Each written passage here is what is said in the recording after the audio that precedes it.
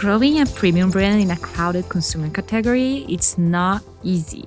Doing it with a subscription-first digital native model makes it even more interesting. Today, I am joined by Ankur Goyal. He's the SVP of Growth at Coterie, who has been directly involved in shaping the company's growth strategy from digital acquisition to omnichannel expansion and retention. We are going to talk about how trust is built in baby care, how performance marketing and brand building come together, and what the next phase of growth looks like after Coterie's recent acquisition. Here's Paula Macaggi, and this is episode 105 of my show. Welcome to OFFBounds. All right, welcome to OFFBounds. Welcome to our New York studio. How are you today? Great. Thanks for having me. I am very excited to have you here. I think we're going to cover a topic and a product that we never covered in the show before, which is diapers. Very exciting. I'm excited to talk about diapers. I know. But Coterie isn't just a diaper brand. I think there's so much that we can learn from it. How would you describe Coterie? Yeah. Coterie exists to make parents' lives easier. And so we started as a diaper brand, and diapering was the way that we started making parents' lives easier. And I'm happy to talk more about that, but you'll be amazed at how much a better diaper can help a parent's life. Even something as simple as not having to do a change overnight and wake up your baby or have your baby wake up. That's a huge deal. So we started there with diapering, and now we're evolving into a baby care brand with our new we have wipes and with our new skincare that launched just a couple of months ago. But baby care sounds such a crowded market already, right? You have so many CPG brands that have enough resources to put any other brand in the market. Why Coterie competes with them? Yeah, Coterie can compete.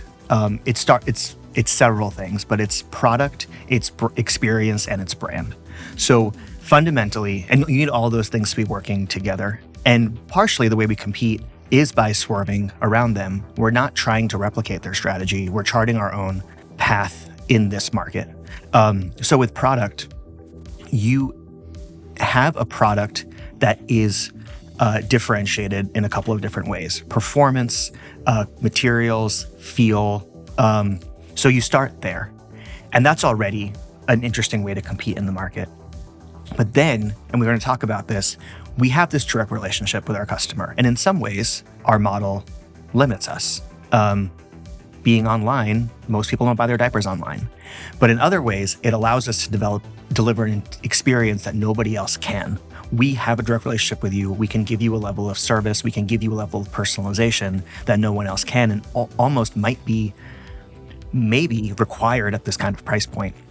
And then on top of this really unique product and experience, both have to be there. You build this brand that, which other brand has supermodels talking about it and being the celebrity partners for it, and which other diaper brand is Vogue covering?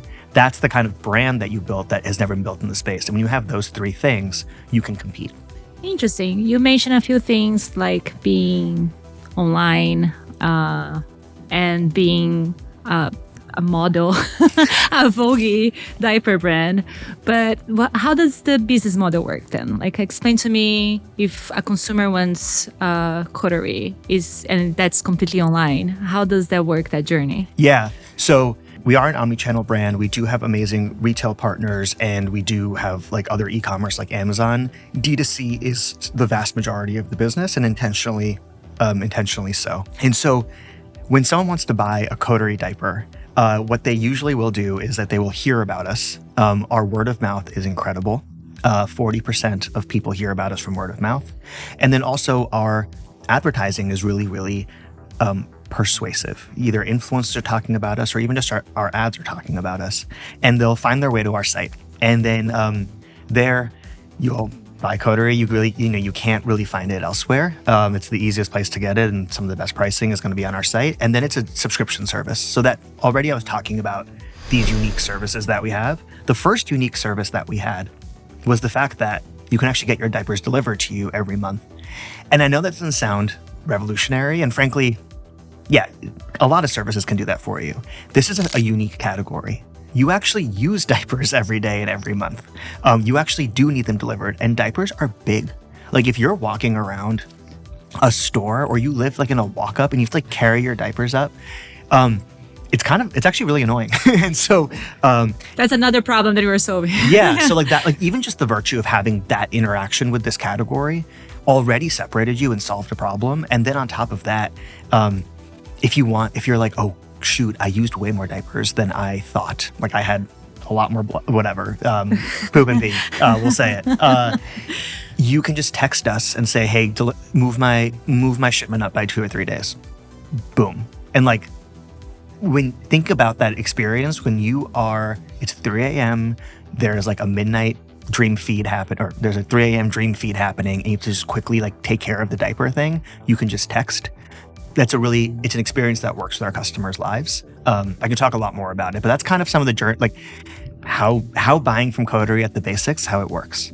That's very interesting. And I think like baby care is such a interesting category also because you're talking to parents that want the best for the baby. Yes. It's very hard to trust a brand. And I think like the challenge of being digital is like, how can you trust the brand? What was the strategy to gain that trust? Yeah. Well, I agree that there's some level of like, okay, I have to vet this myself versus like, cool, the Costco has vetted this for me or something like that. I understand that. But I do think in today's world, some of your most trusted voices are the people that you hear from online. And so to build credibility, we did it from all angles. We stand behind our product. We know how excellent it is. So we got a lot of awards for best diaper by trusted publications. Really trusted publications in the baby space. That's number one. We have an entire expert panel with doctors and other like baby experts. It's number two.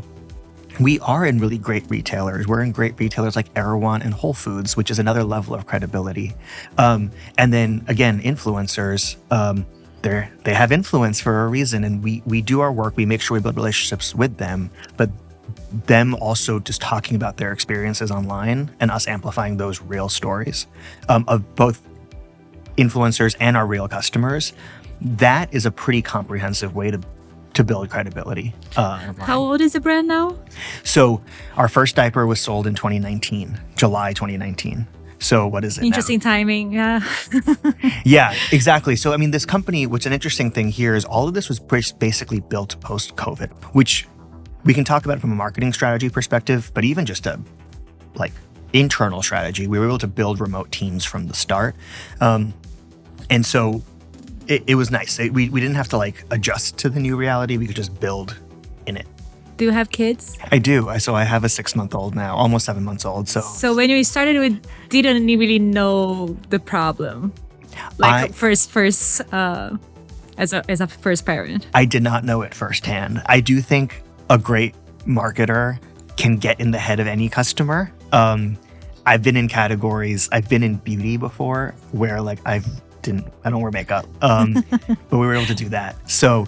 Yeah, it's a fun, I view that as a fun challenge. And actually, the way that you get in the head of people is you read reviews, you read feedback. And that's where we got some of that first insight as to what other problems is this product solving that we didn't even realize it was solving. Interesting. So I think one of the reasons so many D2C brands, one of the challenges that every D2C brand has is the rising customer acquisition costs. And I think that's what makes several of them just not profitable for many years.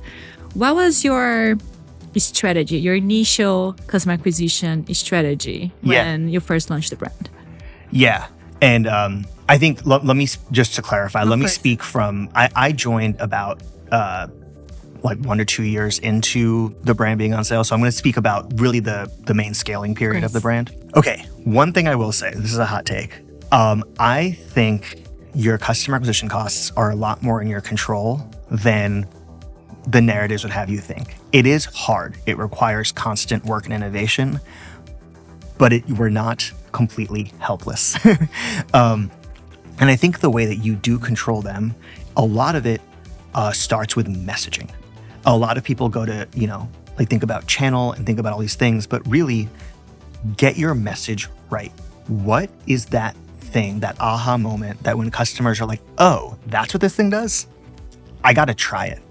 If you get that, I think if you get that right, even on one channel, it becomes your positioning in market, or it's part of your positioning in market. And then that becomes really scalable. Then you can take that across channels and all that kind of thing. But I think like, if you just think about, well, a channel is a channel, like this is digital, this is TV or whatever, this is how it works. Yeah, you're talking about how you're distributing, but you're not talking about what you're saying. And what you're saying is what matters to customers. So it really does come from the messaging piece. And so you talked about initially, what were some of those things that we did? Like exactly. What is the problem you're solving beyond and so just what diapers are known for? getting to the customer's head on this and seeing reviews. And even just, it was sleep. So that's kind of what blew my mind and what made me really, really excited and saying like, I have to be part of this thing. The reviews we were getting were talking about how parents were sleeping better. And I was like, how is that? What is going on here? And so, we have fantastic product development. And so I talked to our product teams and they're like, yeah, well, that makes sense. If you can wick moisture away faster.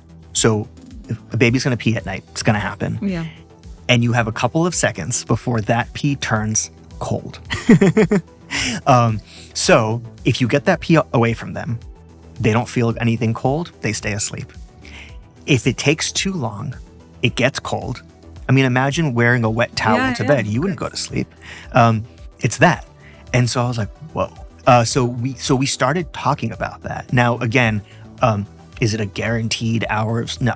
But there were so many stories about this that we amplified and we wanted to highlight. And that's one big reason, and my parents started coming to us and how they were seeing this improve their lives. And of course, listen, if I'm gonna ask you to spend your hard-earned money on something, it needs to be worth it and solve a problem, and we want to highlight that. So it's first talking about a very big pain point. I think like I don't have kids myself, but I have so many friends that struggle with sleeping, let's say. Yeah. So yeah, that's a message that will make them buy like for a lot more than what you're charging. So like the value is so much bigger than for what they're investing. Yeah. Exactly. I think this, and then what it also kind of does is this underlying there's this big problem to solve, and maybe more an abstract problem to solve, of answering the question, why does it matter? Like they all take your pee and poop and whatever. And I think being really specific as, hey, actually, wait, like your diaper can work harder for you and here are the ways it does, and be very specific about that. I think that helps answer that question, that subconscious question that people have, and now changes the game in the category and allows for a more premium option and more differentiation. And what were the channels that the brand chose to deliver this message? Yeah, so initially it was like Meta, and frankly, that's still a fantastic channel because your reach. I mean, think about our target market. Even though dads buy diapers, I am a dad that buys diapers. You're primarily, the decision makers are going to be mom disproportionately. So think about the kind of audience that we're targeting. It's a very Instagram like native audience. So your audience is still there. Their ad products are so sophisticated, and if you have the right messaging, positioning, and you're focusing your energy there, it becomes a great channel. And frankly, I think doing one thing right takes as much energy as doing a couple of things mediocrely. And when you're initially have to find messaging market fit, focus on one channel and getting that thing right, and then start expanding. So then after we got that right, we expanded to linear TV. We, our influencers, which has always been a really great channel for us, we got a lot more rigorous about that and started being able to make this bigger. Nice. So nowadays you're working all channels, and what is your customer acquisition? Yeah, now? It still is from what is generating awareness in market. It is largely going to be, from a channel perspective, is going to be Meta, like Facebook, Instagram, Meta, influencer, TV. What I will say, influencer is really interesting because that's where influencers live on Instagram and TikTok. So the rise of TikTok is really being captured by that channel as well for us so far. word of mouth is, if we're talking about all channels, is like our biggest channel for people getting to know about us. And what's really interesting in this category, what we're building out even more now, registry is it's just this unfair dynamic in this category where whenever someone has a baby, everyone goes to register for products and everyone starts researching for products. So making sure that your registry presence is really strong is a disproportionate awareness driver. So we really focus on that. And now Whole Foods and Wegmans and Erewhon, these channels that we're in, are also driving awareness. So it starts growing and expanding, but those core insights as to, well, why is this thing great? Why should someone care? Were discovered and then stay consistent with some modifications on each channel. I like you just touched the wholesale part where you are selling, like, because you're usually a subscription, you are a subscription based. So now you're selling on shelves of big creator retailers that have your products. What is that part of the strategy? Is that awareness, conversion? What are the metrics there that you're chasing? Yeah. So I think from the overall strategy perspective, we pick retailers that are going to be largely awareness and brand accretive first. Okay. Now, do those things have to move? Yeah, they have to. I mean, it's a sales channel, and like even if we're just happy with it being a great billboard, like the retailers need some velocities on shelf. So we manage them as a channel. However, the way that we're choosing these and the way that we want to expand here for now is thinking about these retailers that build our brand and build our awareness strategically. So Whole Foods is a fantastic example. If a brand is in Whole Foods, and by the way, I talked a lot about performance and sleep, but clean materials is another huge reason why people come to Coterie.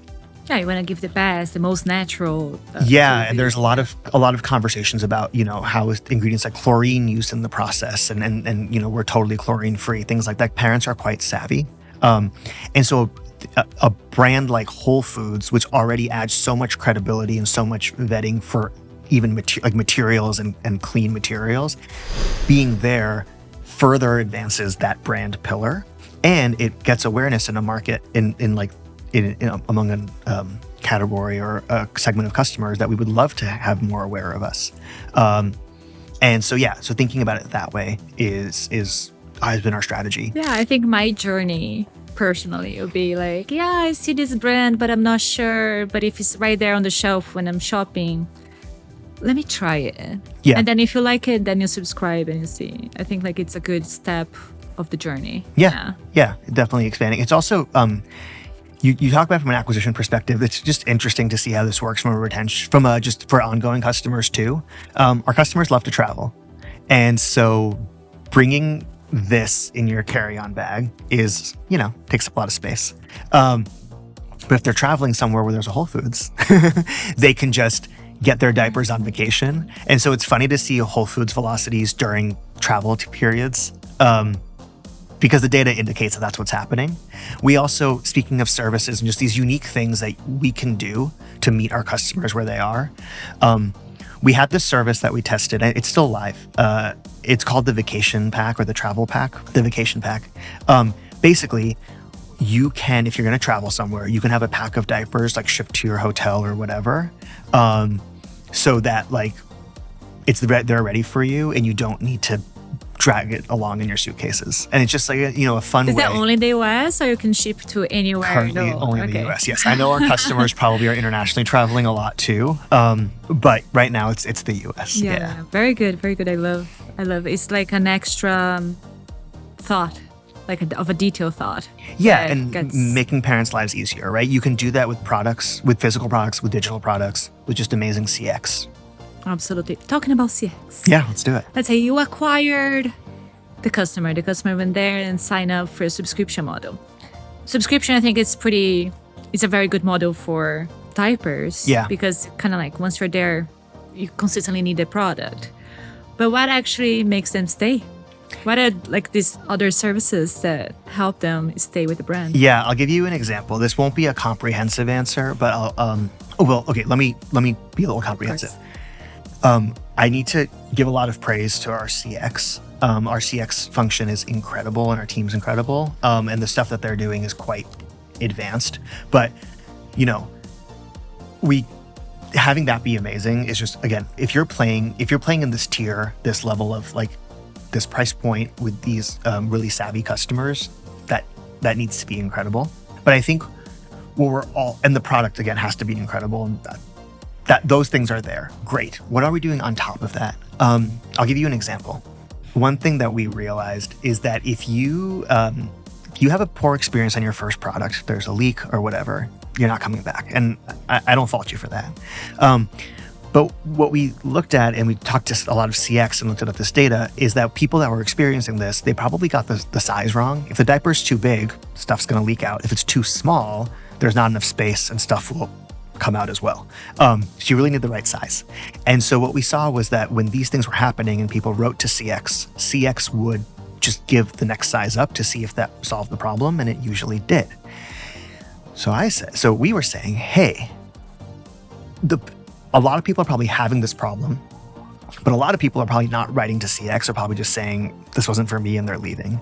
So we productized this. So we said this thing called the sizing service, where you get a trial pack of the next size up for free, and you get a card explaining what's happening, and then you can talk to CX if that actually works better for you. And that made a lot more people stay because they got that aha moment. This thing works. It's amazing. I'm in faster with a lot less friction. And so those kind of things, the vacation pack, the sizing service, is this above and beyond that, by the way, I would argue you can really only do with this direct relationship. If I don't know who's a first-time customer versus a recurring versus their history and all that kind of stuff, every shipment having an extra pack of diapers in there is actually margin impossible, would never work. But if it's like, listen, for these people, it's their first order, they're trying to figure out their sizing, they can get this extra to figure this out. As they stay, like it pays, That becomes good for the business. It's still a business at the end of the day, and good for the customer. Win-win-win. Interesting. But as we're saying, like it feels like the trust of the brand also comes from these services where you can approach the brand anytime that you need, anytime that you have a question. How much technology and how much human contact do you have in these exchanges with your customer? It's really interesting. So I think the best thing to hit on this is our SMS function. And so I have Coterie saved in my phone. I can just text. But it's an app or is that text? No, it's text. Okay. We want to make parents' lives easier, and an app, at least initially, would be a lot more trouble for the parent to download all that stuff than it's worth. It's just, how do you talk to the brand the easiest? So a lot of the things that people talk about or want questions on are like, hey, what's my next order? Can I change this? Can I do that? All that kind of stuff. Pretty basic, and frankly, speed is the most important thing. So a lot of those things, whether it's like an email or SMS and all that kind of stuff, that's where we're trying to focus our automation and making sure that people are getting those things done as soon as possible. Then that frees up the humans that we have to deal with more complicated things, and make sure that, anything that like the product was defective or whatever, like that is taken care of right away. So it's a mix, but it's very much tech enabled. But I do think that trust, I think there's a lot in the space of tactics on, okay, how do you make it harder to cancel, or how do you, all that kind of stuff. And that's not a game that we want to play. And that's kind of where the trust comes in as well. Stand by your product, make it easy to come and go, but it's going to be so good that you're not going to want to go. Makes sense. I want to switch to something that I can buy on Walgreens, but I don't know. Nobody's going to help me with this anyways. I just have to help it myself. Yeah, and even if you need, our CX team is so amazing. If you need, hey, I don't know which size to get, or, whatever, they're on your phone. You can just talk to them. And so I think that's, especially for first-time parents, which are a disproportionate share of our customer base, it's just this added thing of, why wouldn't I want this support? Did you have this aha moment when you had kids? Oh, I get it. Yes. Here was my aha moment. I'm so glad you asked. So, we have childcare, and they were changing diapers. So we've just been Coterie from the start, and I know it's better. I've seen the data, and it's really soft and amazing. But we just change we change pretty infrequently because our diaper can stand it, and our baby doesn't notice until it's like several rewets. So then I saw we had childcare, and when they first started, they were changing the diaper as, what's normal, and they were changing the diaper every like 2-3 hours, and I was like, oh, like we literally can avoid so many diaper changes because of this product. And that was like seeing that difference was an aha moment for me. I will say my baby was also a great sleeper. I think the diapers get some credit for it, but there's also a lot of luck in that. You look very rested. Like you can see you're the perfect product review. Yeah. Here. I don't want to. There's a lot of things that go into it. It's a very complicated and emotional process, so I don't want to Of course, I'm glad. I'd rather have these diapers than not. Yeah, and Coterie was recently acquired. Yes. I saw this news everywhere. What should we expect for the brand next in 2026 and beyond? Yeah, I mean, there's a lot of exciting stuff happening. I can't speak too much on it, but I think the things that you're going to be seeing, you already see skincare here. I think it's already been teased on social, so there's probably some more skincare coming down the line. Oh, wait. Ultra gentle face body moisturizing for baby's delicate skin. Oh. It's true, and I think there's some interesting things happening there with the skin microbiome, which we haven't, I think, as a society talked a lot about, but are starting to. And so that's kind of where this is playing, in addition to the fact that it's just ultra gentle ingredients, ultra clean. And then, I think what's really exciting about Mammoth is that Mammoth has a really strong capability that they're, very excited and as they should be about, which is their ability to take digitally native brands and figure out how to make retail, expand them into retail. So we're excited to see where that goes, but nothing concrete yet. I'm excited to watch. Not excited to wear them yet. Well, only kids' diapers. We get a lot of questions on adult diapers, but kids for now. Yeah, focus on the kids. Yeah, that's so super cute. But you've been growing digital brands in your career. Yeah. And the Coterie team has grown interesting product in a very competitive category. What would be your advice to other brands that want to do the same? Yeah. Sometimes you think it's too crowded and how I'm going to create something that can compete with it. But what would be your advice on how to market that? Yeah. So, this space, there's large legacy incumbents. There was actually a lot of other kind of upstarts as well. And I think what made me maybe fearless or less afraid for sure is realizing that don't focus on yes, of course, there's weaknesses. We don't have distribution in every retailer in the country. We can't just run at a loss for several years and whatever. We can't do those kind of things. But here's what we can do. We can execute quickly. We can understand what the customer is thinking within a day because we have this direct data. We also can offer unique things that they can't, like I just talked about ad nauseum with these services. Focus on those things and figure out a strategy to play your own game and then play that game. And then I think there's been environments where you are looking at someone else. You are looking at this other player and you're trying to figure out what they're doing. And there's that feeling. And then there's the feeling that you have at Coterie where you're looking at your customer and you're looking at you have this confidence in yourself and you're looking at them, and it's a totally different feeling. And that's where I've seen a lot more growth and business success. So I think those are the lessons that I'm taking, frankly, for myself, and I would happily share with people that are playing, with a lot of competition. And what are some metrics that you look at that are not necessarily revenue, that you consider success metrics? Yeah. So we talk a lot about, so I'm going to talk about quantity versus quality kind of axis here. A lot of conversations, especially when it comes to digitally native D2C brands and growth, is an acquisition conversation, which is numbers and quantity. But frankly, a lot of our success was thinking about quality in tandem with quantity. And what I mean by that is thinking about, not every customer, at least from a business perspective, is the same, and actually from a human perspective, not the same kind of customer. They have different, wants and needs, and the economics are different.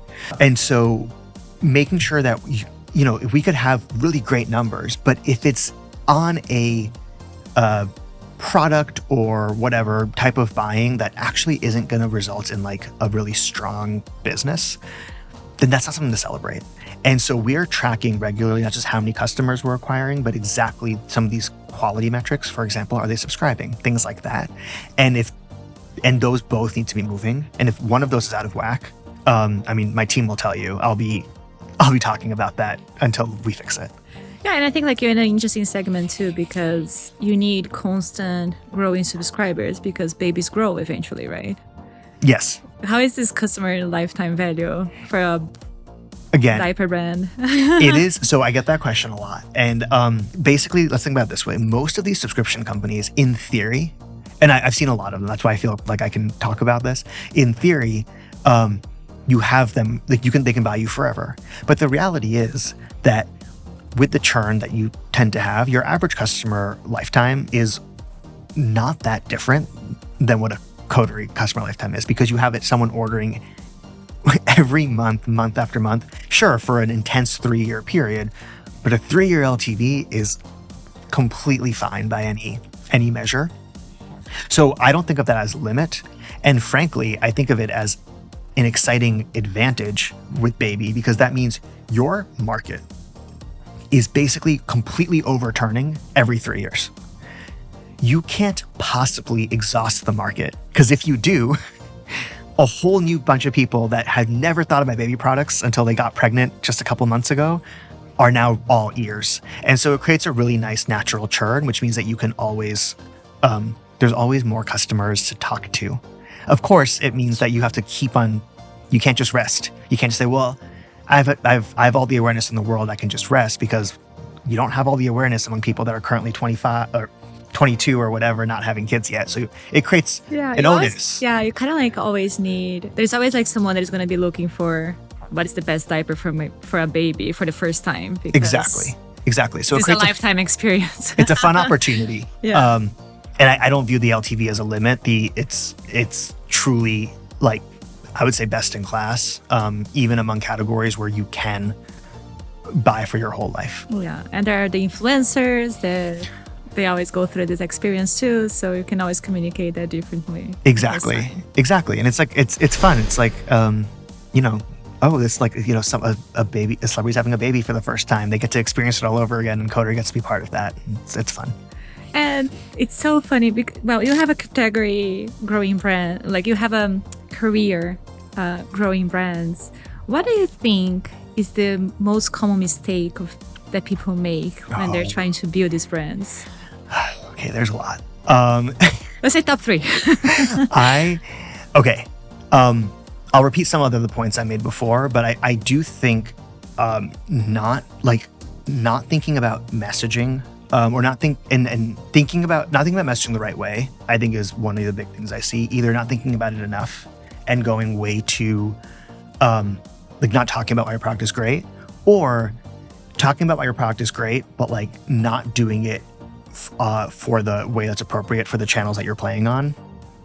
So like that whole thing of like getting your elevator pitch. Like if you were going to investors to ask for a Series A or whatever, the first thing you do is, what's my elevator pitch? Apply, because you're asking someone to give you money. You're doing the same thing for customers. So like hold yourself to that same bar, have your elevator pitch and think about it that way. I think people sometimes forget about that or overcomplicate it. I also think that people overcomplicate just in general. It's just like, yes, there's a lot you can do. Yes, you can figure out how AI is going to make you make people buy customer. That's all great. And you should think about that eventually, but like start simple and just like if you had to like walk into a market and explain to someone why this is great, what would you say? Get that right. And I think the other thing is this quality quantity balance. I see this often where people are chasing quantity of customers without thinking of quality of customers, and discounts becomes this really is an example of this. At Coterie, we've accomplished what we've accomplished without running a single sale. Very intentionally. It's tempting. The numbers look amazing when you run that first sale, but there's so many things breaking in the background when that happens. For certain categories you need them. And I think that's but where you're a premium category. Like if you get people so used to the discounts, it kind of loses the value of what the brand really means. Exactly. And it's like, so I think that's a mistake where people are too willing to trade quality for quantity, thinking that quality can be created later. I think quality is created the first time they talk to you. Yeah, well, it all depends on the investor behind what they want to see. Yeah, well, and then there's this whole financial component, frankly, of design your forecast and design your capital stack and funding and everything to sustain a strategy that allows you to properly build up a base. But that is a financial conversation that you need to have. A long-term strategy too. Yeah, exactly. Sizing is this, core problem with diapers all throughout. So the more that we can solve that, the stronger that will be. So, you were asking, so how does changing sizes work for the diaper? And so the very basic of it is you can text to change your size. As we mentioned, we have an account management portal. You can change your size. But because of this unique advantage that we have, where we have direct data from the customer, we can now actually start to tell you, hey, you should probably be sizing up right now. We know when customers tend to size up. And so now in your account management portal, there's this thing called Size Assist. We have to change the names a little bit so it's less confusing. We'll work on that. But it will tell you, say, hey, most people around this time start thinking about sizing up. You can add a pack of the next size to your shipment just so that you're taken care of. Or if you think you're getting there, you can just change your size right away. And that's like, again, no one has ever offered that in the diaper segment. It's insane, isn't it? And it's so simple. Yeah. I mean, it's, again, technologically, yes, it took a lot of hard work to do, but in the spirit of it, it's pretty simple. We have all the data. The need is there, yeah. And the need is there. So and it's free. So it was a great way that's just like, you keep on adding value to this thing, and you keep separating yourself from the pack, and it becomes more and more obvious for more and more people. And that's one way to grow without changing your costs. You keep holding that differentiation versus the market, and that helps your costs stay flat. How many times have your baby changed sizes? She's size 3. So, and she's going to be there for a bit. So I don't think we're going to go for just a couple more months. Thank you so much for sharing your insights. I love learning about the strategy of growth, and I'm looking forward to following the brand and see you growing even more. Thank you so much. Thanks so much for having me.